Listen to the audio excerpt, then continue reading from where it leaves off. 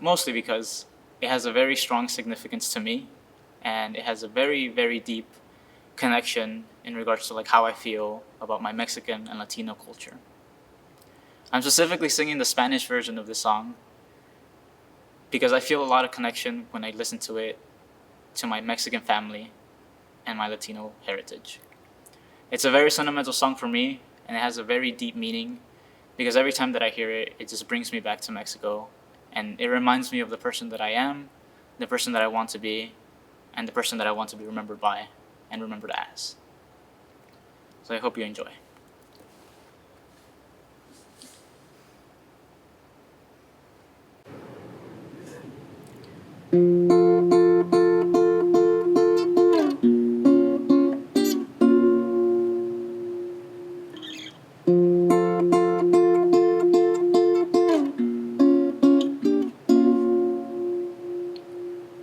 Recuérdame, hoy me tengo que ir, mi amor. Recuérdame, no llores, por favor. Te llevo en mi corazón y cerca me tendrás. A solas yo te cantaré, soñando en regresar.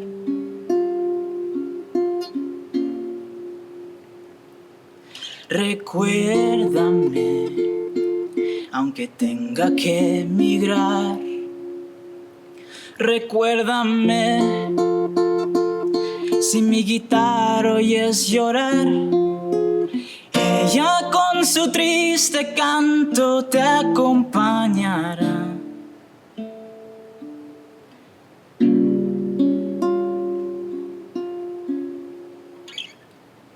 Hasta que en mis brazos tú estés.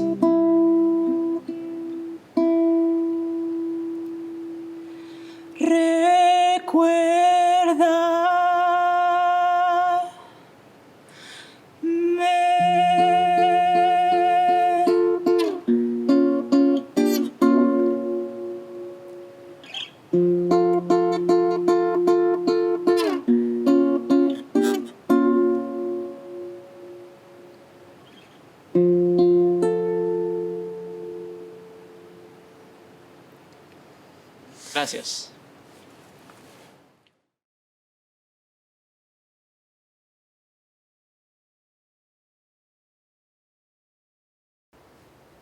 Hi, I'm Juliana Martinez. I'm a sophomore here at Trinity University, and what you are about to hear is an untitled and original poem about my heritage and the places where it's impacted or influenced my life. The house that I live in is more than a century old. My parents have a funny story about the day that it was sold. Written in the deed, plain text under the light, it says the house may not be sold to a man who isn't white. Obviously, times have changed since the writing of that clause, and courts today could not uphold it under current laws. But the paper isn't urgent, so it was never changed, and now it makes a story that's fun and a bit strange, that technically my parents, neither of whom are white, bought the house illegally, clandestine sales at night. When it comes to heritage, ethnicity, or race, and how it's affected me, well, that's about the place. I've known for my whole life I'm Hispanic, white, and Asian. It wasn't some big secret or a stunning revelation. It never really mattered to my family or my friends. My heritage was simply made of little odds and ends, like galbi from a restaurant, or tamales from the store. I own a blusa, store-bought, for fiesta. And what's more, though people tend to tell me that my accent's pretty cool, the only Spanish that I speak is what I learned in school. As for my Korean, I've got I love you, grandma. It's a lovely sentiment. Not much vocab there, or grammar. Don't get me wrong, I'm not ashamed of where my family's from. It helps that I was never teased or told that it was dumb. I grew up in a bubble, that's a benefit, I guess.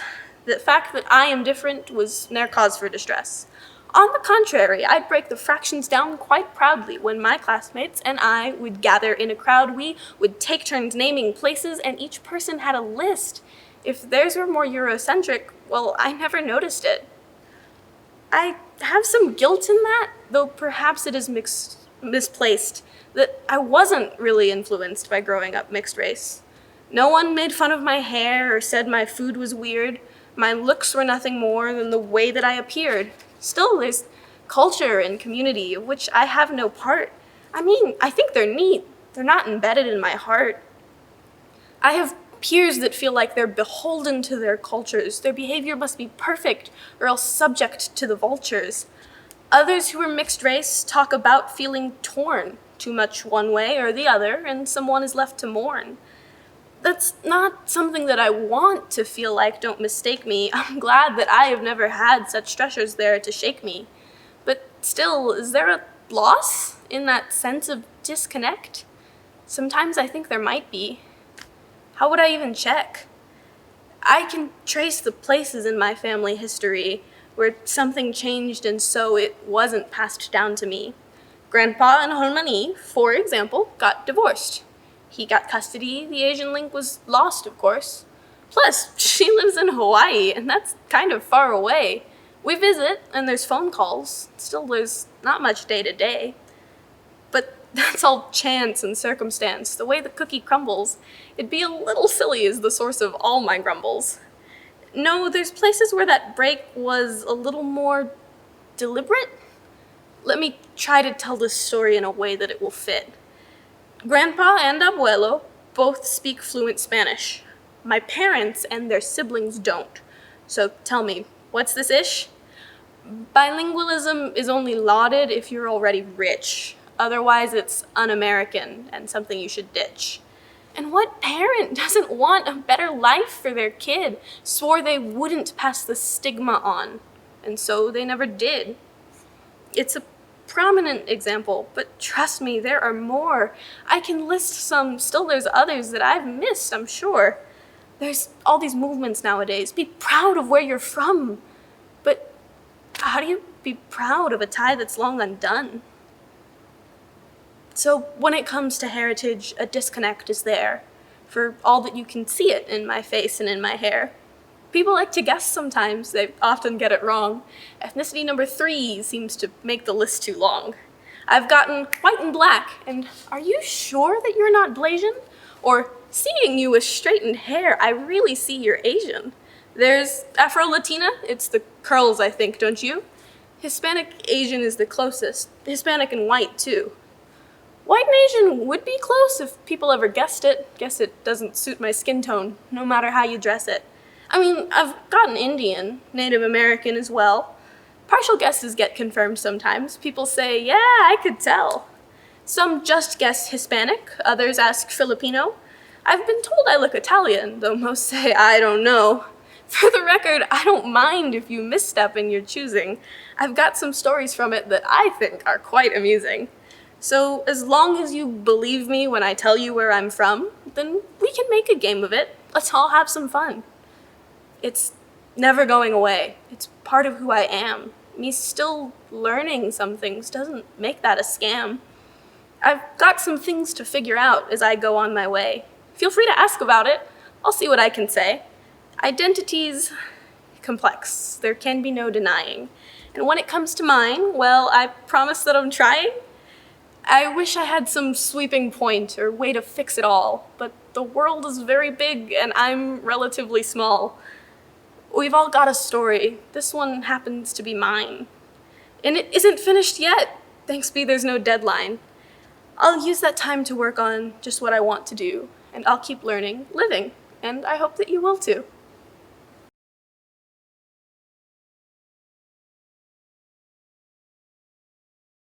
Hi friends! Today I'm having a discussion about adoption with my good friend Barry B. Barry B, why don't you go ahead and introduce yourself? Hi everybody, I'm Barry B, and I'm so excited to be with you today that I am really happy that I'm getting to talk to my friend Siler about who she is as a person. And the reason that we are having this discussion today is that Barry had some questions, but honestly, I feel as though other people sometimes might be reluctant to ask these same questions, or maybe they don't know how without sounding rude. So what I want to do today is alleviate some of that stress and just get some of these questions on the table answered. So you've come with your questions prepared. What's your first one, Barry? Well, Siler, my first question for you is, what does it mean to be adopted? That is a great question. For me, being adopted meant that my parents flew from Texas to China and adopted me from the orphanage that I was at. And it wasn't necessarily that simple. There was a lot of paperwork and background checks and interviews that my parents had to go through before they were able to fly to China. But in the end, they adopted me when I was about the age of 1. And something else that being adopted means is you're probably going to end up with a mixed race family. So for me, my mom is white and my dad is Japanese, but a lot of Asian adoptees have a set of white parents. So either way, usually what's going to happen is that you have a parent that doesn't exactly look like you, and that's not bad, it's just different. You know, growing up, I knew that I did not share blood with either of my parents, and it just has a different feel to it than knowing and looking like the parents that you have. Wow, I've never thought about it like that. Both of my parents look exactly like me. Now, what is your second question for me, Barry? My second question for you is, what is it like being adopted? Is it hard? Well, I think it's different for everybody, but universally speaking, there's usually this questioning your identity that happens. Your identity in regards to being Asian and being American. And a lot of the times, those are in conflict with one another.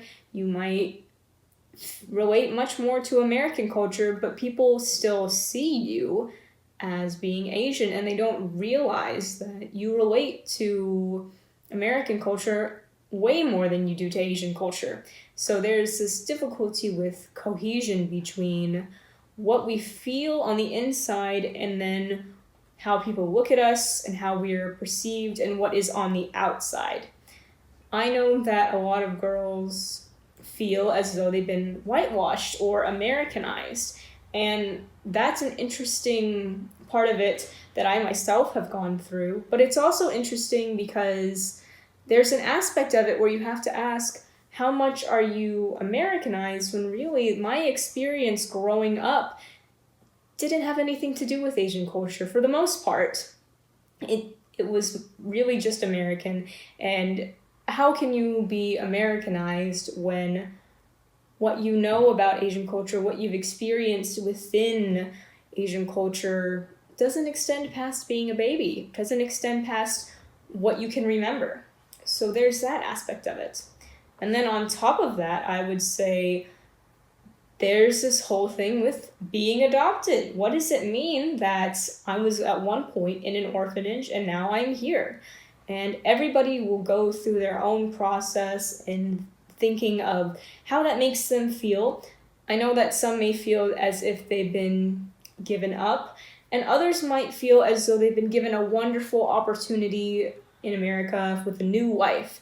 And also, you can feel these things at the same time. So it can be very difficult to grapple with those feelings all at once. And everybody just goes through their own process of how they feel about being adopted and how that makes them be a person in the world. All right. So what is your final question for us, Barry? Well, my third question is, do you want to find your real parents? Well, first, I want to start off by saying I wouldn't use the term real parents. Real implies that the parents I have right now aren't my real parents, and that is not true to me. I would go ahead and use the term biological parents, because the parents I have are extremely real to me. They are the only parents that I know. So that's one thing I would start off with right there. But to answer your question, do I want to find my birth parents? I'm personally on the spectrum of I'm not super interested in it. And I know lots of people that differ from me and their answers that are wanting to find their biological parents that are on that journey. But for me, I'm more interested in medical records or maybe knowing what features I might have inherited from my mom or dad, my biological mother or father. But past that, it's not something that I'm looking into. But everybody is different. Everybody has a different relationship to it. Some are way more opposed than others, and some are really into it, and some may not really care that much. So I hope that answered some of your questions today, and I'm really happy that we had this discussion. Well, I feel like I just learned so much today. Thank you so much, Siler, for being willing to answer my questions. And I also want to end this by saying that if you are a person out there that has questions about somebody else's identity, it's okay to be curious, and I think it's okay to ask. Just do it in a way that is kind and that is coming across as you just being curious about who they are, and be open to hearing about somebody else's story. So, yeah, if you convey that you are willing to listen and that you are just wanting to learn, that is a great step, and I think that a lot of people are willing to tell you their story. So thank you for joining me today, Barry, and I hope everybody has a great day.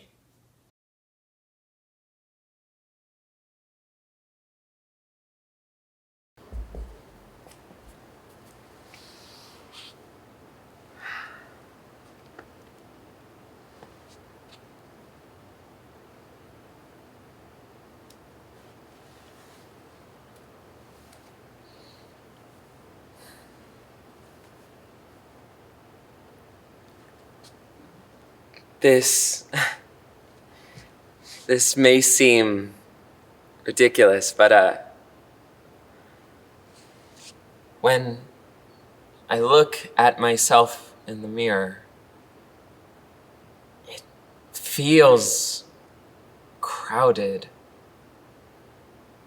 Like I have a million eyes staring at me as I stare at myself. My image filtered through the eyes of my peers, mentors, strangers, family.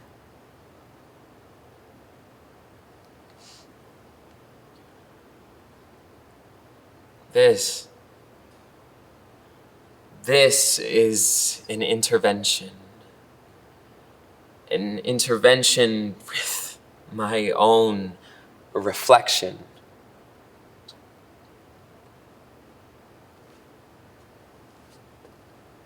As I look at myself, something's off, something's missing, something's different. Something's not there. And I know that I am I and I am me, but when I look here, I'm not there. So I have to ask, who are you? I sound crazy, right? But maybe I'm too self-conscious. Maybe I'm vain. Or maybe I'm just desperate enough to be asking an inanimate object who I am. But I need answers. And so I'll ask again. Who are you? Nothing. Okay. So like an elementary school student, I break the problem down into smaller bits so that I can solve it easier. And as I look, I trace my father's nose, my mother's eyes, my grandmother's smile.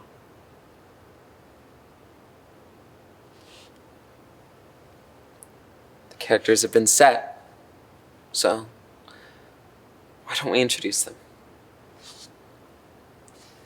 On the days where I slick my hair back, I put on a nice button-down shirt, I smell vaguely of cedar. That's when I look most like my father.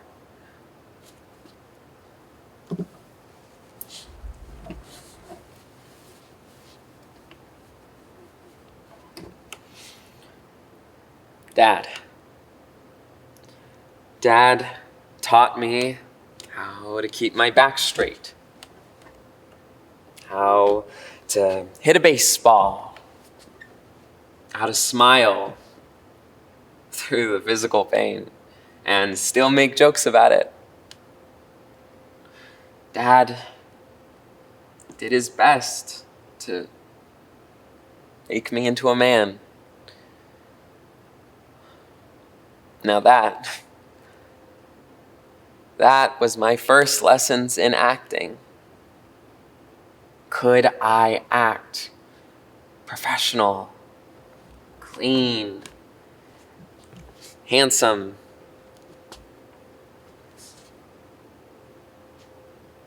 If I could, then society said, "You are wanted." And so I fit into society, and it into me like a tight, pretentious suit, one in which I couldn't live.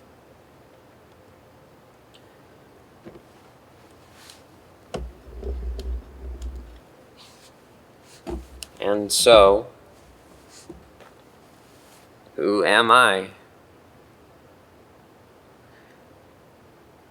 On the days when I let my hair fall around my face,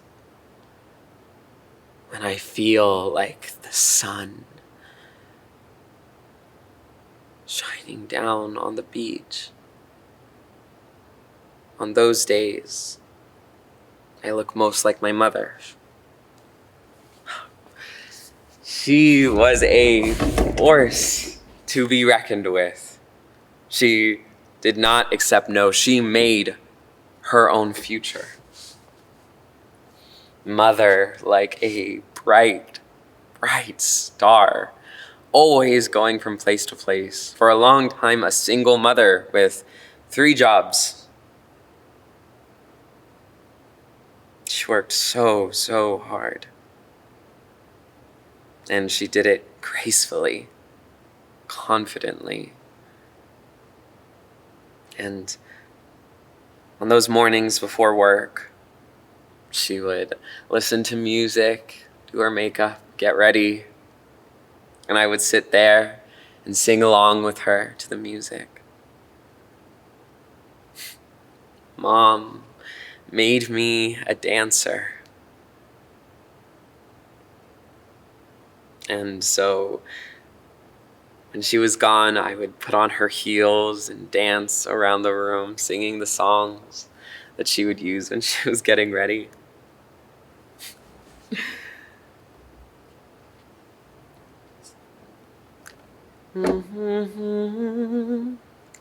De 1000 años, muchos más, si tengo de amor, la eternidad.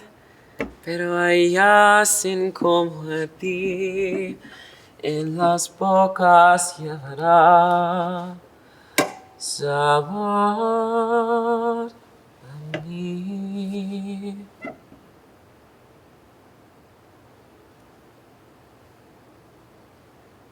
Mother, a bright star, and me, her son.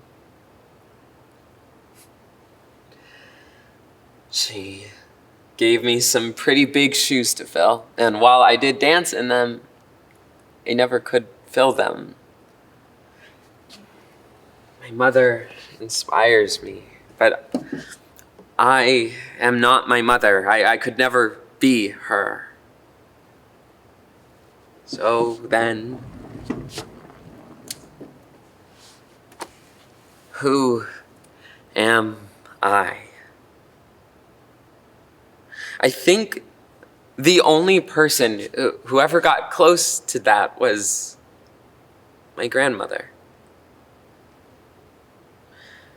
Even when I don't even know.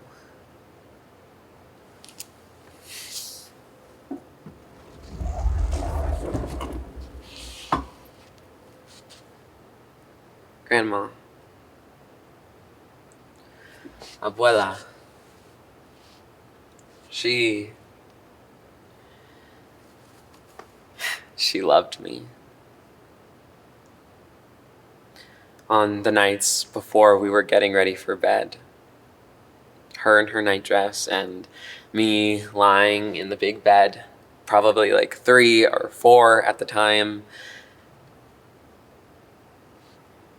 she would say goodnight and just look at me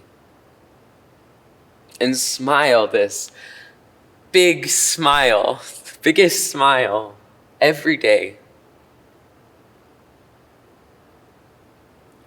And I wasn't even doing anything. I wasn't being cute or funny or pretending to be something that I'm not. I was just me. I mean, have you seen someone before they're going to bed, half drooling, eyes partially closed? That's not cute, but she smiled at me because, well,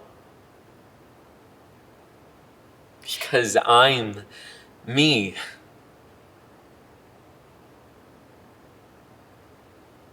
I'll know I feel content and happy with myself when I can smile at me the way that she smiled at me. With so much pride and content. So I've introduced you to my entire family, but how does that solve who I am? I've approached this like pieces of a puzzle, but in a way, they're all, in any order, a part of who I am. I am a collage, a piece of art made up of different people who've influenced me. And I'm not them. I am from them. I need to change. It needs to come from me.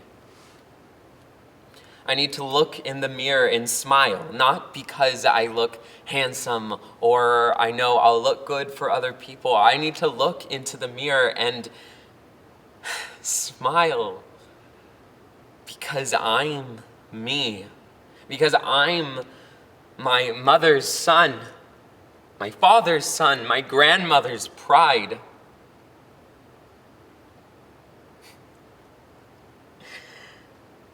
I have my father's confidence, my mother's courage, my grandmother's joy. I have nothing to be ashamed of when I look into the mirror. I've inherited enough. I don't need this world's shame and self-hatred. So I stand here, a piece of art created from the same hues of brown, tan, and red that my ancestors were made from, and that my family, way, way after me, will hold.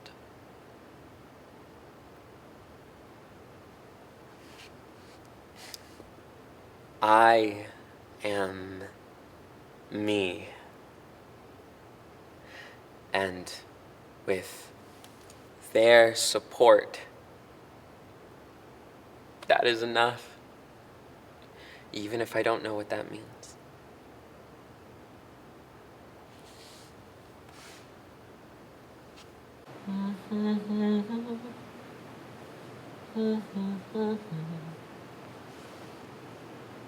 Si tengo temor de eternidad, pero allá sin como a ti en las bocas llevará sabor a mí, sabor a mí.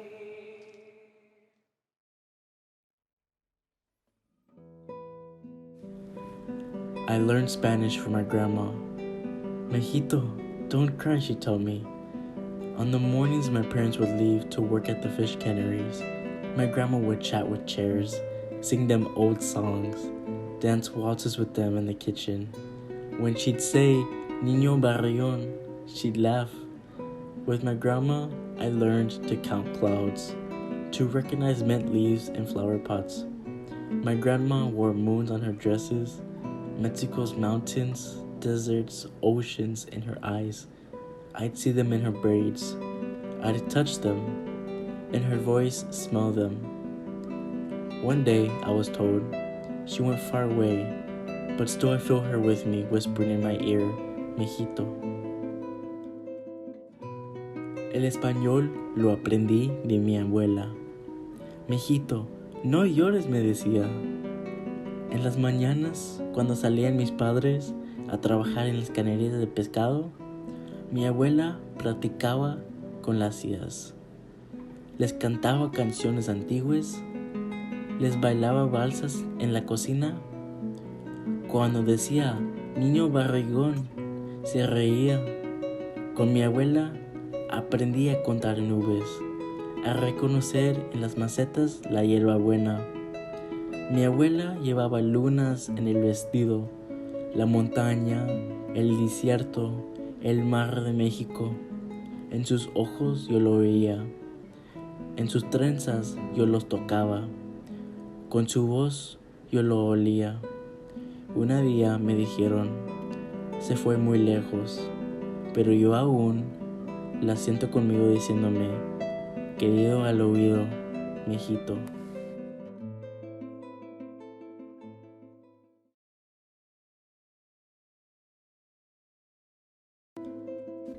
Shout loud. El I español am lucky lo to be what I aprendí am. de mi abuela. Thank goodness I'm Hola. not just a Mijito. clam or a Nombre ham es or a No llores, dusty me old decía. jar of Here at sour Trinity gooseberry. University. En las And mañanas, today I will be cuando performing salían for mis you padres a song Juliana a Martinez. trabajar I'm en a las sophomore These canerías picks are de here at cocoa. pescado, and what I will you be mi are singing abuela here Recuérdame, is an platicaba untitled and Remember Me. con las original poem tías. about my Courage. heritage and the Les places where it's cantaba impacted. My canciones grandmother's antiguas, joy. les bailaba balsas en la cocina. I have One nothing more try. to be Cuando ashamed decía, of. Hi, niño I'm Juliana barrigón, Martinez. I'm a sophomore se here at Trinity reía. University, Con and mi what you're about abuela to hear is an untitled aprendí and a original contar poem nubes, about my a heritage and the ways reconocer that it en las has impacted macetas and la influenced hierba my buena. life.